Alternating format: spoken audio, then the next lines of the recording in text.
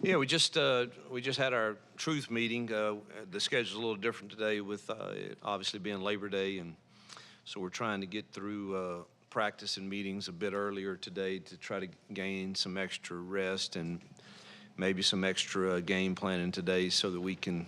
This week's a little different, so we're trying to get a jump start, but. I'll share with you what I shared with them on the truth of the game. I thought our special teams, the positives were we started really fast. I think we had 131 return yards in the first quarter, which was pretty awesome. Average first half starting field position was the plus 35 and the plus 48 for the whole game, so that's really good. The effort was incredible in the first half. Thought the negatives on the special teams were we didn't finish the same way that we started. Had a few loafs and 6 missed tackles in the second half. Punt was just average. Punt coverage was just average. Defensively, I thought 1 of 11 on 3rd and 4th downs. Those are critical downs, and that's a great percentage. Created 13 negative plays, 2 turnovers, and had 0 penalties on defense. Thought that was really nice. The big glaring negative that we got by with in this game, but we will not get by with in future games, is alignment and assignment, and that's frustrating to me. But we had numerous snaps, probably 15, I think it was, that we're not lined up properly, and it's going to bite us big time if that continues to be the issue. So we did have a lot of young kids out there, but nobody is going to write that, and it's not going to make you feel better sitting in the film room after a week that it bites you. If it's one thing, if somebody makes us miss a tackle, or like this back this week will. That's one thing, but for us to be aligned improperly and be a gap short, or or not be on the same page with all 11 on the back end, especially, that it will burn you.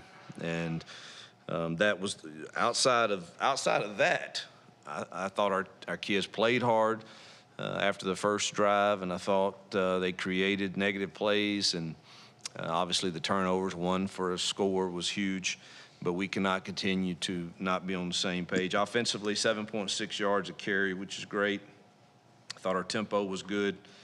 11 explosive plays, no turnovers, 6 of 10 for 3rd down, 100% in the red zone. So there's a lot of good things offensively. I think the biggest negative is our perimeter blocking and still the understanding of our routes. We don't understand landmarks and spacing really, really well. And our quarterback decision-making needs to be 100%, or at least high 90s. And we had 3 bad decisions. But the biggest truth of the day is we're 1-0, and we defended our home, and we celebrate that. But certainly there's a lot that we can improve on as we look forward to Cal. Cal is gosh, they're talented. Wilcox is a great defensive mind. They're very sound on that side, not flashy, but sound. And he does a really nice job there. And then offensively, they're extremely scary. That tailback he's one of the best ones I've seen. And obviously they had 670 yards, I think it was, last week, and go fast. They got about 100 plays in the game, and had 8 receivers with 2 or more catches. And, so the starting quarterback went out. The other kid came in and still threw for all these yards. So they've got depth, and I think the tailback is really, really special. And it will be a great challenge for us as we go on the road to Cal.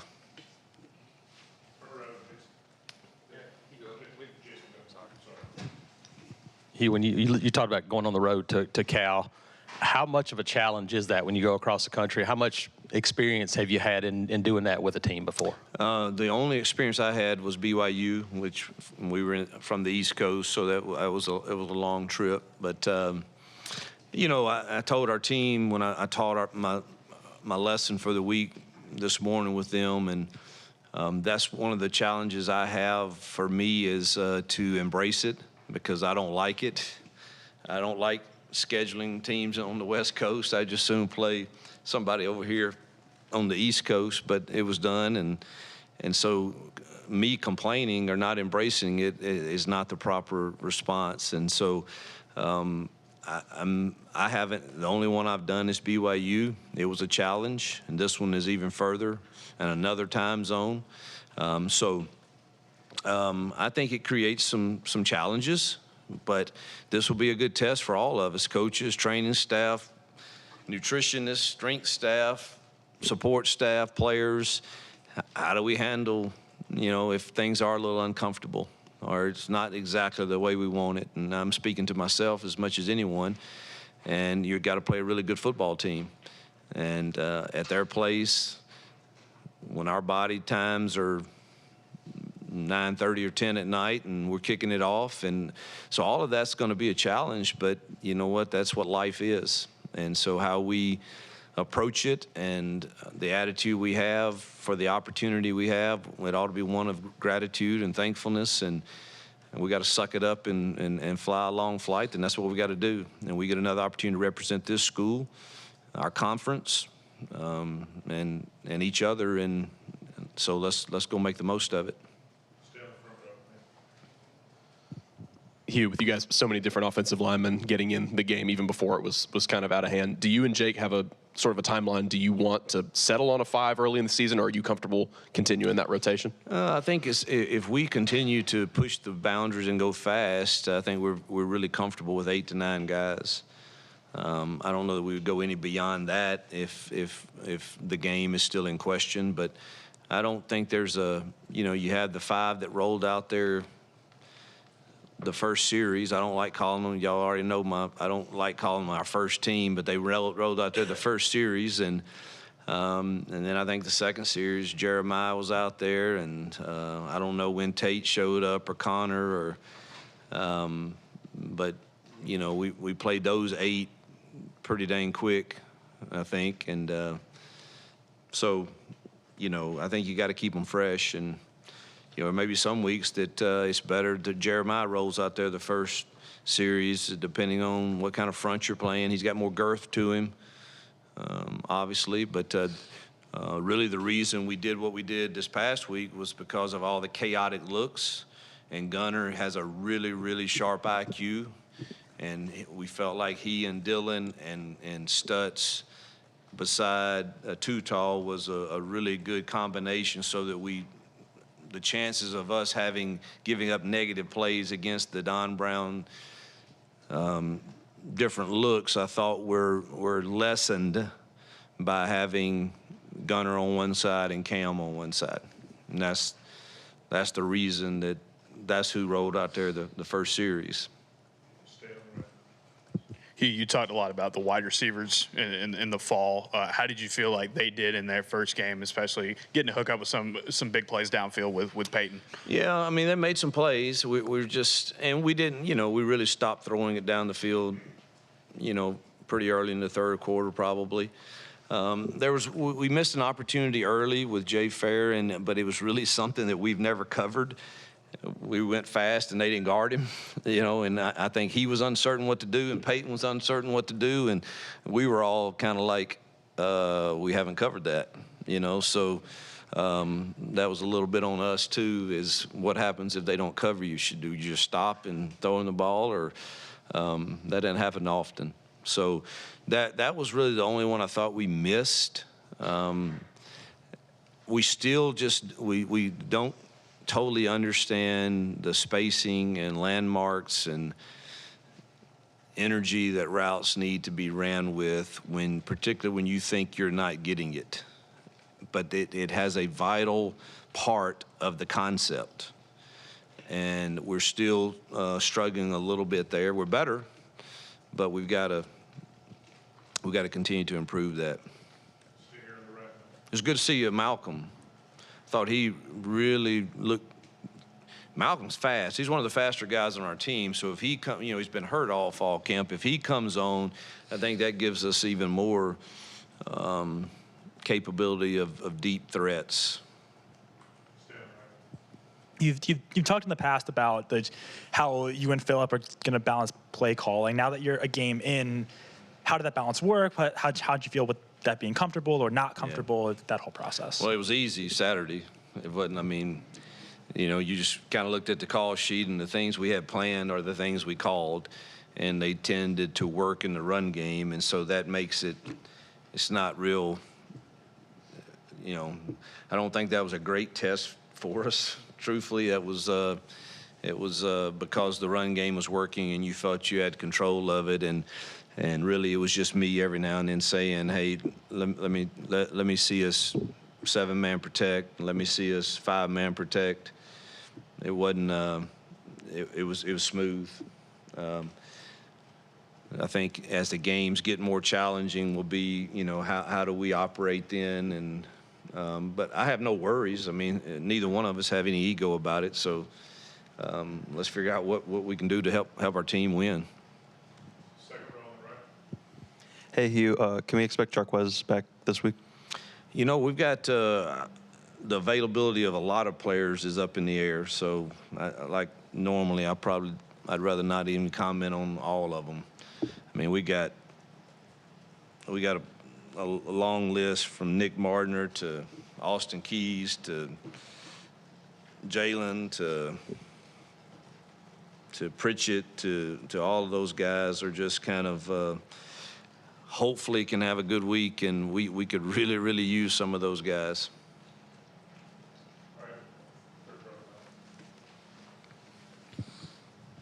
Coach, how does it feel to finally get through week one for you, your coaching staff, the team as a whole? You get through the stresses of the very first game of the season. Now you obviously have to take a tough road trip. But what's the feeling around your team and your program now that you finally get through that first week? We want to know, but it's in the trash and over with, and that's kind of the way you approach this profession. I did think a compliment to our coaches, strength staff. I thought, our kids, now they didn't probably have to strain for 4 quarters like they will in future games, but I thought for our first game, we were really clean. There weren't any, we had 0 penalties of not 0, let me clarify, 0 penalties of pre-snap. We had none of those. We had a couple holding calls and then the kick out of bounds, but when you play the first game, you only have that few of penalties. I just thought we were prepared, and so compliment our coaches on that. And good to have it behind us. Good to I said in the post game, our fans are incredible. Our student section is incredible. Our band, cheerleaders, everybody. The Tiger Walk was awesome. Being with family was great, but that one's over. It's 1-0, and now we got a tough test on the road. Coach, you mentioned in your opening statement where you would like the quarterbacks to grade out. After watching the tape, how big is the gap between where you see they are and where you would like them to be going into Cal? Well, Robbie didn't have to make many decisions, so but boy was he's really talented and vital to our success. He will have to make some in the future.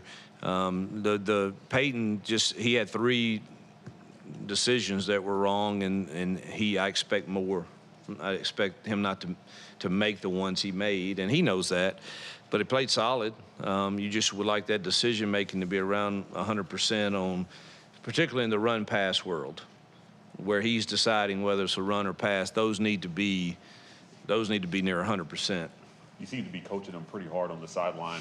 Is that what that was? I'm crazy sometimes, but yeah, I'll get frustrated. I don't lie, and I tell them that. Look, but here's the deal. I'll play the next play with you now. My love for them doesn't change. Their performance has nothing to do with how. I learned this from my father, who's a tough man, but I went through a very difficult stretch, and my father taught me, listen, I love you. And it's not based on your performance. So as long as our players know that I think I can coach them hard, and they see that, and they see a consistency, and hey, he don't treat me indifferent.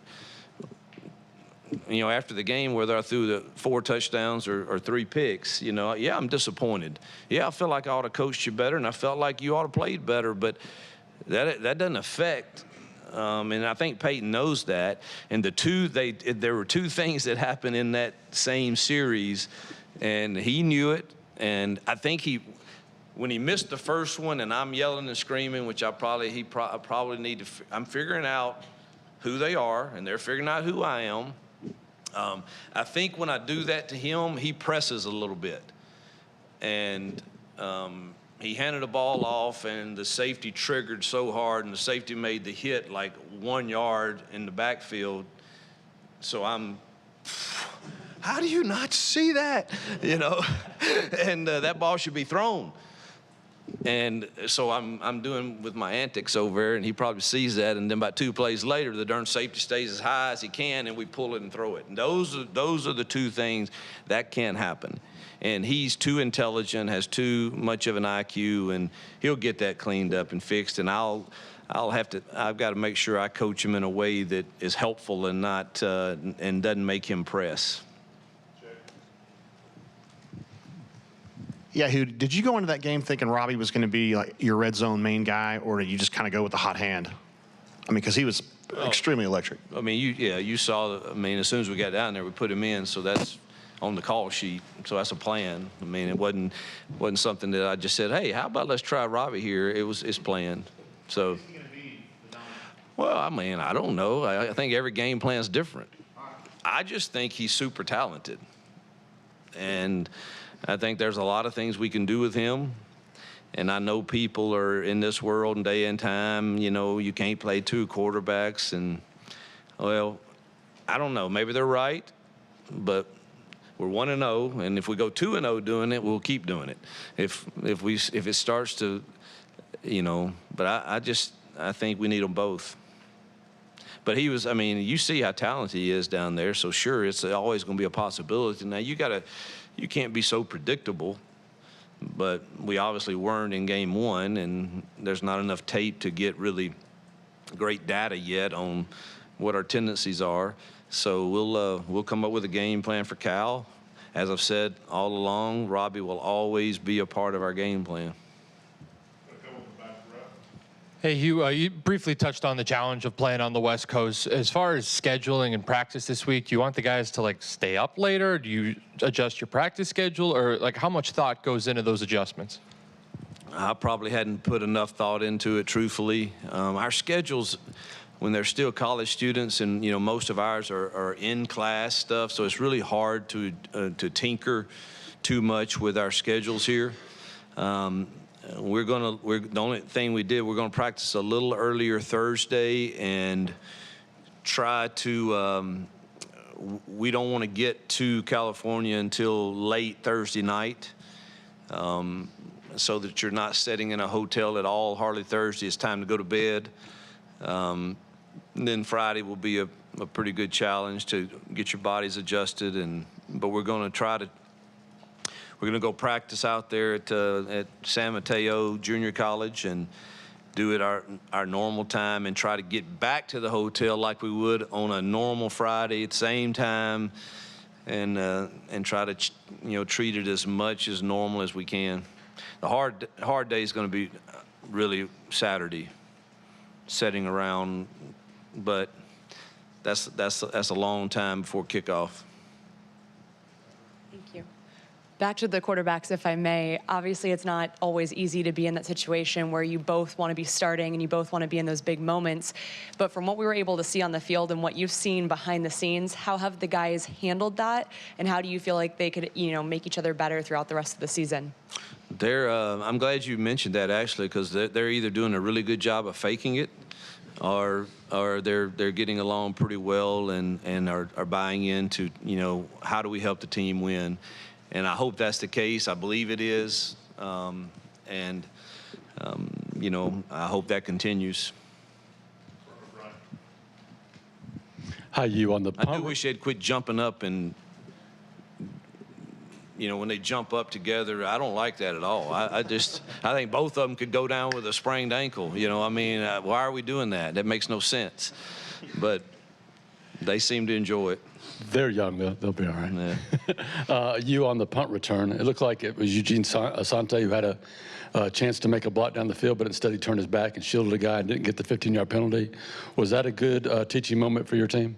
Well, we work hard on it, and there was 2 of them actually on that play, and then another one where on Sean Jackson's run, Caleb did similar thing, really busted it to get there and kind of high screened the guy right at the end. So I think, our staff's done a good job of stressing we need to be penalty. We need to win the turnover battle, and we need to win the penalty battle in as many games as we can. And if you can win time of possession, I think that's good also, and obviously those 3rd and 4th downs. And we won those in this game, the penalty and the turnover and the time of possession. But it's easy for those to be penalties if you're not well coached. Coach, talk about Jay Fair in the passing game. He earned some hype this offseason, and I think he got the most targets this game. Can you talk about his play and what he did well and what you'd like him to improve on? Yeah, I think Jay and VAR have been the most consistent and solid guys, and I think our outside guys are coming on. But we felt ever since spring that those 2 guys were going to be main contributors and solid performers, and I've seen nothing that keeps me from thinking that's still true. So proud for both of those guys, and hope we've got to expand their roles some. We didn't show a whole lot in the passing game Saturday, truthfully, and hopefully they have more targets coming. After looking at the tape, how did the defensive front do? Again, we have our alignment issues, which truthfully that's not on them because that communication comes from the back. We still just don't get off blocks great, and we just got to try to keep improving that. I thought they played hard and thought they most of the time were assignment sound in the right gap, but man, we got to play with our hands and rip off blocks, and we still don't do that quite well enough for me. You talk about getting away with things in games like Saturday, and a lot of SEC teams had similar games to what you had. How do you keep that from becoming an issue? How do you teach it? Hey, this is fixing to be really different. Well, I mean, this is great. I think the best teaching can happen after a win because you can be hard on them, hard on your coaches, and our coaches meeting truthfully yesterday wasn't real pleasant, and it wasn't demeaning but it was, guys, here's the facts. This is reality. This is who we are right now, and thank God we get to celebrate being 1-0 and 1 in Jordan-Hare, and we won't take that lightly, and that's awesome. However, this is what I see. And if that continues, we won't be celebrating a whole lot. I've said I don't know how great we can be this year. I don't. But we ought to be able to line up right and play hard. And that's what we've got to get fixed. I thought our kids played hard. And I thought it was a clean game. And I thought, but you can't line up wrong 15 times. You mentioned Cal's tailback in your opening statement. Just what about him and the way they use him it makes him a special player? Just hand it to him. They don't have to. I mean, it ain't like they have to create some special deal. Just run inside zone or outside zone or counter with him. And if it's semi-blocked well, he's a handful. He's big. He's strong. He's fast. He's got great vision. He is really, really talented. Hugh, on the other side of the ball, you talked about how good of a defensive coach Wilcox is. You mentioned last week, of course, the complexities of Don Brown. What are some of the things that make a Wilcox defense difficult to solve in a game? It's just truthfully not that. I don't mean this. This is not like last week. We can see everything. but his kids are going to be in the right spot. They're going to be lined up correctly. They're going to play hard. They're going to tackle well, and you're going to have to drive the field and multiple times, and they're going to try not to give you explosive plays, and we've got to try to find a way to find a way to have some. But they're going to be in the right spot. They're just extremely well coached for what they do. It's not a complicated scheme, but they do what they do really, really well. And last week it worked. I mean, they only gave up, 40 yards rushing, I think. Had 3 picks, held them to 2 of 11 on third down. So they had a really, really good defensive effort in game 1. All right, Coach. All right, thank y'all. Oh, yeah. You give me 7.5 every time, we'll win a lot of games.